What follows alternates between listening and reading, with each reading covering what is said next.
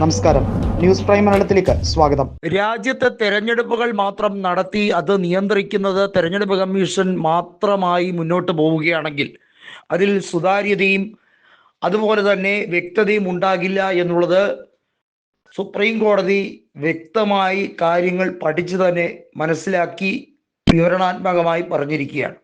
അതുകൊണ്ട് തന്നെയാണ് പുതിയൊരു ജുഡീഷ്യൽ കമ്മീഷനെ നിയമിക്കുന്നതുമായി ബന്ധപ്പെട്ട വിഷയം പ്രതിപക്ഷം ആവശ്യപ്പെടുമ്പോൾ അത് ഗൗരവപൂർവ്വം പരിഗണിക്കുന്നത്. ഈ രാജ്യത്ത് EVM നിരോധിക്കുകയും പകരം ബാലറ്റ് സിസ്റ്റം നിലവിൽ വരികയും ചെയ്താൽ തെരഞ്ഞെടുപ്പ് കമ്മീഷൻ മറ്റ് പല വഴികൾ നോക്കും. BJPയെയും സംഘപരിവാറിനെയും, അതായത് ഇപ്പോഴത്തെ നിലവിലുള്ള കേന്ദ്ര സർക്കാരിന് ദോഷം വരാത്ത രീതിയിലുള്ള നടപടികൾ പൂർത്തീകരിക്കാൻ. അതിലേറ്റവും മുന്തിയത് എന്ന് പറയുന്ന SIR നടപടി തന്നെയാണ്.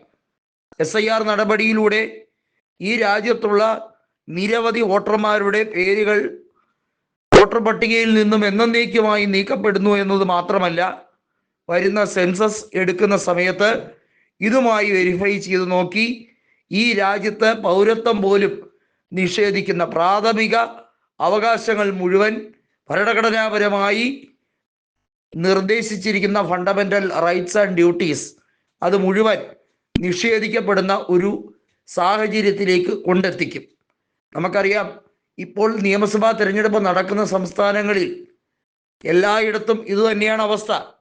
ബൂത്ത് ലെവൽ ഓഫീസർമാർ കേന്ദ്ര തെരഞ്ഞെടുപ്പ് കമ്മീഷന് വേണ്ടി ഈ പണിയെടുക്കുമ്പോൾ ജനങ്ങളുടെ വലിയ തോതിലുള്ള എതിർപ്പ് അവർ നേരിടേണ്ടി വരുന്നു.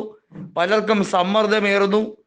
പക്ഷേ അവർ അറിയാതെ തന്നെ അവരെ കൊണ്ട് ചുടുചോറ് വാരിക്കുകയാണ്. കുട്ടിക്കുരങ്ങനെ കൊണ്ട് ചുടുചോറ് വാരിച്ച കഥ നമ്മൾ കേട്ടിട്ടുണ്ട്. അതേ രീതിയിലേക്കാണ് തെരഞ്ഞെടുപ്പ് കമ്മീഷൻ വലിയ തോതിൽ BLOമാരെ ഉപയോഗിച്ച് ചെയ്തികൾ മുഴുവൻ ചെയ്തു തീർക്കാൻ ശ്രമിക്കുന്നത്. ഇതിലൂടെ ജ്ഞാനേഷ് കുമാർ വളരെയധികം കുപ്രസിദ്ധി ആർജിച്ചു കഴിഞ്ഞിരിക്കുന്നു എന്ന് വേണമെങ്കിൽ പറയാം. കാരണം മറ്റ് തെരഞ്ഞെടുപ്പ് കമ്മീഷൻ അംഗങ്ങൾ അവർ എല്ലാ തരത്തിലും അവരുടേതായ എതിരഭിപ്രായങ്ങൾ വേണ്ട വിധത്തിൽ തന്നെ രേഖപ്പെടുത്തി കഴിഞ്ഞിരിക്കുകയാണ്. അവരെ കൊണ്ട് പറയാവുന്നതിൻ്റെ മാക്സിമമാണ് അവർ പറഞ്ഞുകൊണ്ടിരിക്കുന്നത്.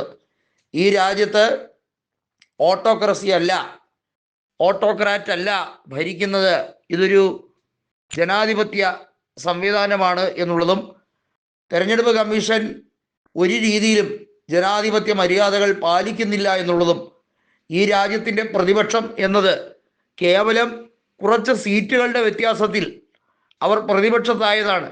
അതല്ലാതെ അവരാരും ജനങ്ങൾ തിരഞ്ഞെടുക്കപ്പെടാത്തവരല്ല. ജനങ്ങളാൽ വലിയ ഭൂരിപക്ഷത്തിൽ ജയിച്ചവർ അവിടെ പ്രതിപക്ഷ നിരയിലുണ്ട്. അവർ പറയുന്ന വാക്കുകളെ ഒരു രീതിയിലും വിലക്കെടുക്കാത്ത രീതി, ആ സമീപനം ധാർഷ്ട്യവും ധിക്കാരവും നിറഞ്ഞതാണ്. പുതിയ ഏജൻസിയെയോ അതല്ലെങ്കിൽ ഇതിനെ നിരീക്ഷിക്കുന്ന ഒരു ജുഡീഷ്യൽ കമ്മിറ്റിയോ നിയമിക്കണമെന്ന് സുപ്രീം കോടതി അതിനാലാണ് ആവശ്യപ്പെടാൻ പോകുന്നത്.